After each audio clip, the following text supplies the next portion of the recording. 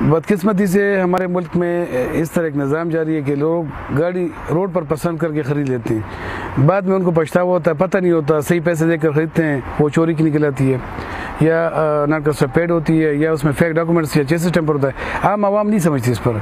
हर district में हमारे excise office है, हमारे एक्साइज स्क्वाड्स हैं, मुतय्यन हैं।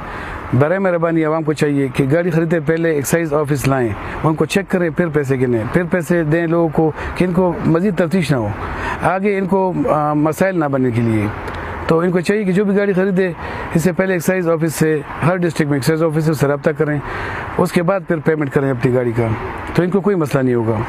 एक गाड़ी के अपने फ़ाइल होता है और हर गाड़ी का अपना फ़ाइल होता है, वो चेक करना चाहिए। रजिस्ट्रेशन बुक होती है, वो चेक करनी चाहिए। इसके अलावा गाड़ी का चेसिस नंबर जो है, ये भी लाजमी चीज़ है। ये 3 चीज़ें तो बहुत लाजमी है, इनकी वेरिफिकेशन बहुत ज़रूरी है कि वो अगर क्लियर हो तो फिर तब ख़रीदनी चाहिए। अगर इन तीनों में से कोई भी चीज़ गलत हो तो ये फिर ख़रीद के काबिल गाड़ी नहीं है।